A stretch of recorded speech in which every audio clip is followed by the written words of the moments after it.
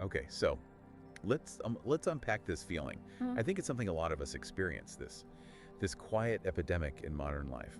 It's that persistent background hum that tells us we're always searching for something vital. Yes. Like a grand narrative Yeah. or a cosmic justification to make our time here feel, worthy. Right. And frankly, that relentless pursuit is it's emotionally exhausting. It is deeply wearing. And the exhaustion isn't physical, is it? It's existential. Sure. It comes from looking outside of ourselves, convinced the answer is always somewhere else. Over the next hill. Always. Think of that classic image. A person walking through a vast desert at noon. They're just fixed on the horizon, utterly convinced that meaning must be found just beyond the next dune, shining brighter than anything they have right now. And because of that intense focus, they ignore everything that's actually happening. Precisely. They're not lost in geography. They are lost in time. Lost in time. I like that. They're searching for a reason to stop, a reason to drink, a reason to simply be. And in that search, they neglect the simple life that's already unfolding. The heat. The warmth of the sun, the rhythm of their own breath, the miraculous act of just placing one foot in front of the other. They're looking for a complex equation, and they've missed the simple presence of being alive. So our mission for this deep dive, then, is to challenge that fundamental assumption. The assumption that we're incomplete. Yes, the belief that life as it is right now, flawed, messy, ordinary, is somehow not enough. We're questioning the idea that we have to unlock our why before we can really start living. We're questioning the need to search at all. And if we do that, we immediately run up against this massive cultural pressure. Oh, absolutely. Our whole culture, from leadership seminars to social media, is just saturated with commands. Find your purpose. Define your mission. Maximize your potential. It all sounds so inspiring. But it subtly programs us to believe that our current ordinary reality is insufficient. Yes, and that creates a state of perpetual waiting. Waiting for the real life to start. The one where my purpose is finally clear. And that waiting, that relentless seeking, that's the subtle suffering we talk about in Eastern traditions. It's dukkha. And a dukkha isn't always like intense pain, right? No, not at all. It's often just a subtle dissatisfaction, that feeling of things being perpetually misaligned. It's like having a pebble stuck in your shoe. That's a perfect analogy. You can still walk, Yeah. but every step is just a little bit off. You never quite settle in. Yes, and the restless mind, driven by this, becomes like a bird that's constantly flapping. It's just darting between past regrets and future anxieties. It uses all its energy and motion, but it never actually alights long enough to feel the solid branch beneath its claws. Because it's too busy looking for a better branch. A better branch, always. That imagery is so recognizable, especially today. We're always checking for the next notification, the next validation, the next sign that we're on the right path. And this is the great counterintuitive wisdom. The foundational teachers never asked us to find meaning. Really? They cautioned against the pursuit itself. They suggested that by desperately chasing meaning, by staring too hard at the horizon, we actually cause it to slip through our fingers. That connects so powerfully to modern psychology. I'm thinking of Viktor Frankl, who saw meaning as central to survival. But even he warned about the existential vacuum, this emptiness that comes not from a lack of purpose, but ironically from the overemphasis on the frantic search for it. Exactly. If meaning is always a distant goal, we destroy the very ground we're standing on. We miss the sacred in the ordinary. And when the search stops, that's when the wholeness of the moment is revealed. Can you give us a really grounded example of that? I think sometimes the Zen stories can sound a bit abstract. Of course. Let's use the definitive story of presence over grand narrative. A monk asks his master, "What is the meaning of life?" Okay, the big question. The big one. And the master just replies, "Have you eaten your rice porridge?" The monk says, "Yes." The master says, "Then wash your bowl." See, that's where the friction comes in for a modern person, right? Yeah. Someone listening might think, wait, is this just spiritualizing chores? I've got a demanding job. I have 3 kids, global problems to worry about. Telling me to wash my bowl feels like an avoidance of the bigger questions. And that's the beautiful misunderstanding. The master wasn't offering a coping mechanism for chores. He wasn't. No, he was offering a metaphysical truth. The meaning of life isn't some complex, abstract riddle. It exists fully and completely in the precise, ordinary acts of eating and cleansing. If you bring your full awareness to them. When you bring your full awareness, it's not about what you're doing, but how you're doing it. So simple. Think about a child playing. Their joy in just running through a field is complete in itself. It needs no justification. No child is thinking, I must perform this running task to unlock my future potential. Exactly. But as adults, we completely lose that. We feel we are constantly writing a resume for the universe. Oh, that's good. We're always trying to justify our existence with achievements, goals, a defined purpose. Constantly proving our worth. And that need for justification, it obscures this fundamental truth of inherent wholeness, what some traditions call Buddha nature. So the deepest insight isn't that we might become whole if we achieve something. The insight is that we are already whole, not because of achievements, but because our fundamental nature is luminous and complete. The frantic search for meaning is just a symptom of having forgotten that. Wow, that realization alone is massive. It shifts your whole orientation from I lack something, I must find it, to I am whole and my actions flow from that. It's a total reframe. It is. It means we stop asking the transactional question, what is this for? We stop seeing life as a project to optimize. And instead, we ask the radical question of presence. What is this? Okay, let's ground that in some sensory examples. So, sipping morning coffee. Right, which most of us do while scrolling the news. Are you actually tasting the bitterness, the warmth?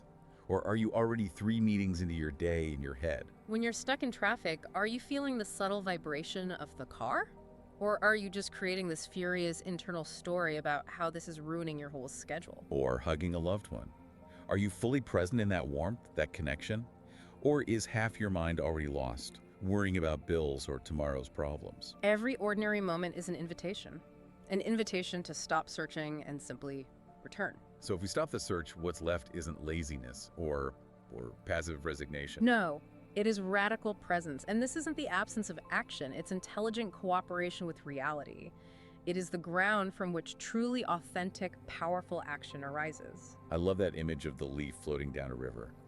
It doesn't paddle, it doesn't steer, it doesn't have a 5-year plan for its journey, and yet it moves perfectly with the current. It is dynamic receptivity. The leaf is not inert, it is totally dynamic.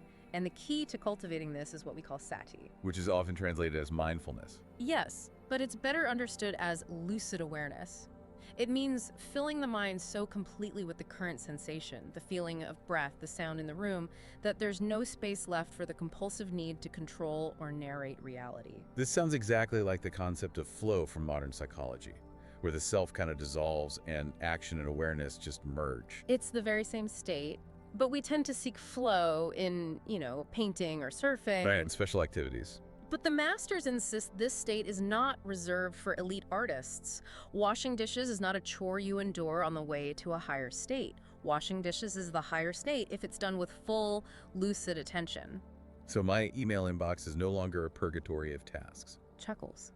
It's a chance to practice sati. It all begins small. We just start by reclaiming our attention. Okay, so practically speaking. Yeah. What does that look like? My mind is racing. I'm rehearsing an argument from yesterday, panicking about a deadline. What do I do? When you notice your mind racing and noticing is the first crucial step. Just pause. Don't judge the thought. Don't follow it. Simply feel your feet on the floor. That's it. Take 30 seconds. Put 100% of your awareness into the sensation of gravity pulling you down, the texture of the carpet, the pressure in your heels. And what if I'm, say, eating my lunch while scrolling through my phone? A very common form of searching for meaning through distraction. Put the phone down, just for 2 minutes. Take a bite of food, close your eyes, and taste it. Is it sweet, salty, crunchy? The whole world comes alive when you commit, just for a moment. That feels almost like an act of rebellion against the pressure to always be productive. It is a rebellion, and if you feel a strong emotion like anger, don't suppress it, don't follow its storyline, just feel its raw physical heat in your chest or stomach. We practice what the Tibetans call touch and go. You contact the moment fully, the warmth of the cup, the sound of a bird, and then you release the need to hold on to it or label it or comment on it. But the mind resists this stillness so fiercely. It's a prediction machine, loves stories. How do we live with that narrator without letting it rule us? Well, the brain is wired to scan for threats and opportunities. The problem isn't the mind's mechanism, it's our identification with it. We think the constant narrator is us. Right. We have to see the mind for what it is. A useful tool, like a radio playing in the background. It might be playing news or pop music or static, but it's not the entire room. You don't have to turn it off. You just don't have to dance to every song it plays. That's such a practical reframe. So you start small, with one breath.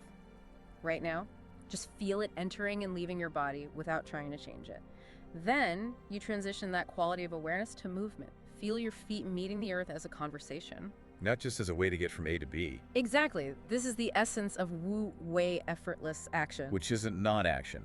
No, it's intelligent cooperation with reality. It means tending the soil and trusting the seasons instead of trying to force the crops to grow.